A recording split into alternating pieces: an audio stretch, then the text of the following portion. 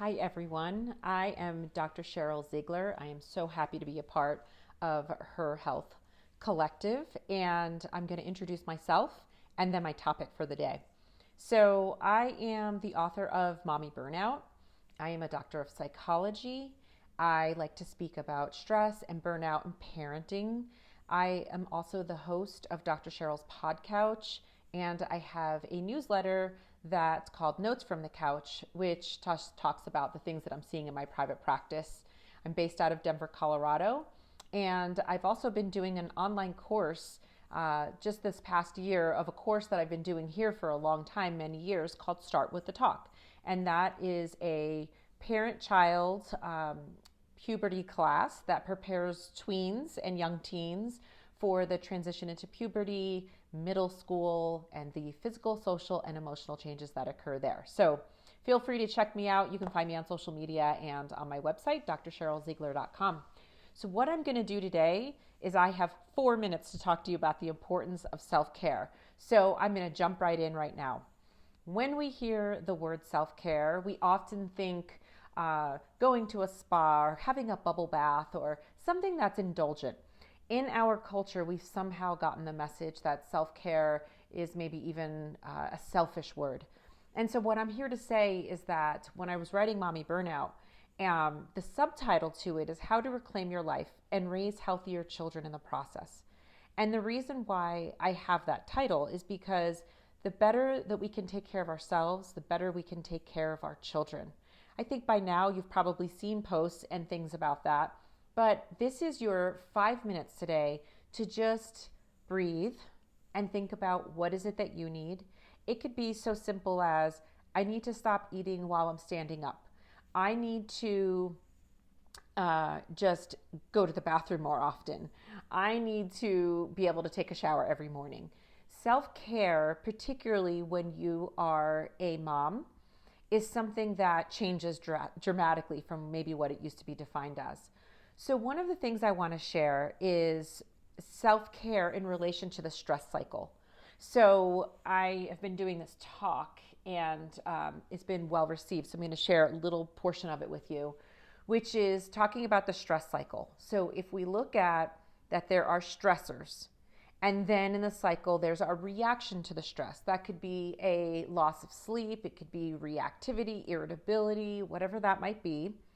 We have the stressor, we have our reaction to the stress, then we have the wear and tear in our body, right? So that's where we might have upset stomach, we might have pains in our shoulders, we might be carrying that stress in our body. That's pretty common.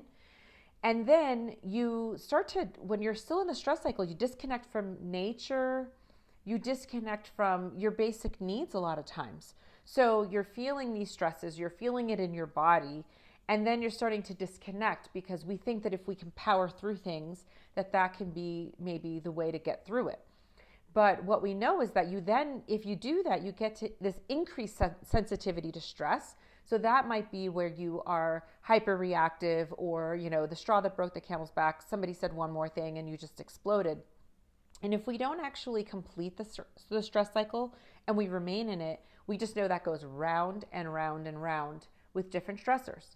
So I'm really here to share with you in this last minute 7 of the top ways, backed by research, that we know that we can disrupt the stress cycle by doing some very basic self-care skills that really makes a difference. So listen here. Number 1, physical activity. Just 20 minutes a day, 5 days a week. So this isn't hardcore. I'm about to do it myself right now. As soon as I'm done with this recording, I'm going to go outside and do a 20-minute walk before I start my afternoon with my own patients. So physical activity is a must for disrupting the stress cycle. The second one is connect with others. Don't hide and isolate and stay away from others when you're stressed out. Reach out in some way. It could be a text, hopefully it's a call, and eventually it's back to being in person. 3 is deep breathing. That diaphragmatic breathing, meaning deep belly breaths. There are many different rounds. There's many different ways that you can do it. I like to start with something called 4-7-8 breathing, which is breathe in for 4, hold for 7, and out for 8.